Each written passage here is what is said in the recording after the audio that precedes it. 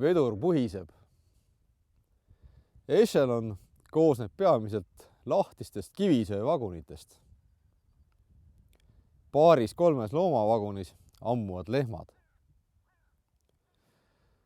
Kahvatu näoga John Benny, peeneruuduline šoti villasest mantri üll ja moodne kõvakübar peas, takseerib asjalikult veeremit. Tema kõrval seisab sarnaste näojoontega naisterahvas, vaeselt, kuid korralikult riides. Juhan, küsib naine, millal sa hullu mängimise lõpetad? Kust sa tead, et ma mängin? Küsib John. Naine ühmatab. Ei õeras. Sa ei kujuta ette, kui kasulik see minule on. Ärimehe kuulsus on üürike, luuletaja elab igavesti. Johanna, sinagi tahad ju igavesti elada. Ei taha, tõrjub õde. Mul on pere. Sul läheb söörong Poola poole teele. Võta naine, oled ju asine inimene. John kirtsutab nina. Jah, ta on Kalevipoja sugulane. Seda võib vaidlustada. Kindlasti ei saa vaidlustada asjaolu, et tema enda järeltulevaid sugulasi jagub Pandiverre, Laiusele, Tartusse kui Tallinna, Alatskivi kandist rääkimata. Kui Ameerikasse mineku plaan teoks saab, kavatseb ta end keisri sohipojana esitleda. Päritolus seal ehk väga ei hoolita, aga endal on toekam tunne. Kahju, et inglise keeles luuletada ei mõista. Salaja tellitud proovitõlgetega pole Johanna rahule jäänud ning teda John Benny usub. Mina ütlen, et sa peaksid kapist välja tulema ja õde endale kindlaks. Mis kapist? Kas paistab just, kui ma ennast peidaksin? See pole ju sugugi nii. Pakkusin isegi Estonia ehituseks raha, aga nemad ei jäänud mind uskuma. Eks elan siis kahte elu. Ratsionalitäät, mein Schatz. Miljoneerina unustatud, luuletajana meeles peetud. Mors ultima ratio. Seda olen mina miljon korda kuulnud. Ja kuuled veel. Muuseas, minul ongi võib-olla aeg ärid maha jätta ja tervenisti kirjandusele pühenduda.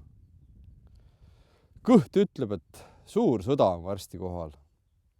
Ja see raha, mis ma sõja ajal teeniksin, lõmastaks mind nagu konna vankri ratta all. Aga minus on Eesti rahvale tarvilist talenti. Iga hommiku ärkan, tunnen, kui kuulsus mühinal lähemale sõidab. Mühiseb nagu see rong siin. Johanna kaalutleb.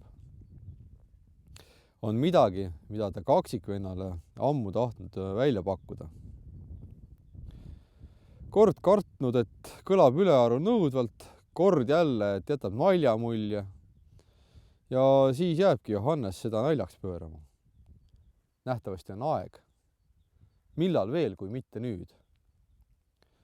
Kuule, Juhan. John Benny sügab põsesarna. Mis oleks, kui sina annad oma rahad mulle? Meil on mehega plaan, et kui koliks Argentiinasse, ise ütled, et sõda on tulemas. Vedur laseb auru välja. Kusagil vilistab vagunisaatja. Nii päris ei lähe. Äris peavad kasud sees olema. Õde vaikib, enne kui pakkumise teeb. Need luuletused, mis sa algkapitali vastu mulle müüsid. Need samad, mille kohta sa kõigile valetad, et ära põletasid.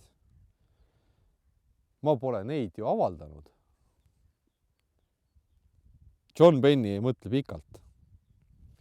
Olgu, teeme ära. Tead mis, teemegi ära. mul on vallavaese pension, saan Jaakobi juures elada. Teeme ära. See jääbki John Benni viimaseks äriks. Nii äritegelane kui tema õde kaovad. Jääb vaid Juhan Liiv, kes elab vaeselt, ainult kindlas teadmises saabuvast kuulsusest. Sõda luuletaja Liiv ei näegi, enne sekkub ootamatu asjaolu. Tiisikusest tingitud varane surm. Igaüks, kes magab tema voodis Liivi muuseumis, näeb unes börsitabeleid, saatelehti, arveid ja bilansse.